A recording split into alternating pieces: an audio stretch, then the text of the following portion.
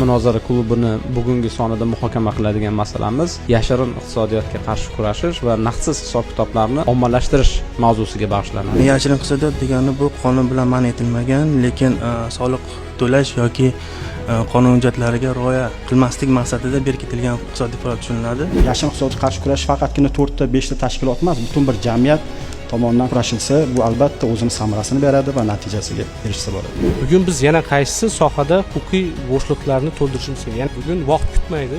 Buni davlatimiz rahbari bir necha bor ta'kidlayaptilar. Men nima uchun kartaga kirim qilishim uchun ham komissiya to'lashim kerak, ishlatishim uchun ham.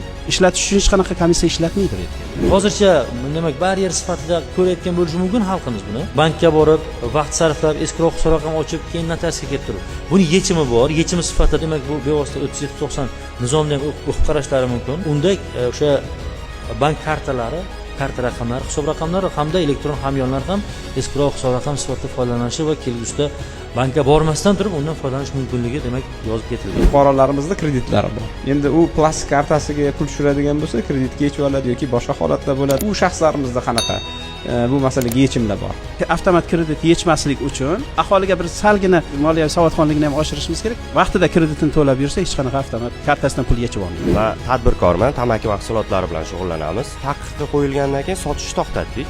Men misol uchun umuman sotmayman bu narsa, lekin har 3-chi do'konga kirsangiz shu narsa bor, faqat noqonuniy. Qonun bilan taqiqlangan narsani soyadan olib chiqish bu mantiqsizlik bo'lib qoladi. Uni o'sha ikkinchi bergan taklif nazorat kuchaytirib, uni yo'qib tashlash kerak yoki chegaradan kirib kelishni to'xtatish kerak. Naqd pulsiz siyosatga o'tilyapti, prezident farmonida belgilab berilyapti. Juda ham to'g'ri savollar ko'taryapti hozir partiyamiz vakillari, fuqarolarimiz ham. Ya'ni bu yog'i sodda bo'lishi kerak. Odamlar qiynalmasligi kerak. Albatta buning uchun regulyatorlarimiz ishlashi kerak. Iqtisodiyot rivojlangan sayin uni yonida bitta qonun ishlab chiqarilsa, jinoyatchilar uni aylanib o'tish yo'llarini qidirgani kabi bir yashirin iqtisodiyot ham yonida rivojlanib boraveradi-da.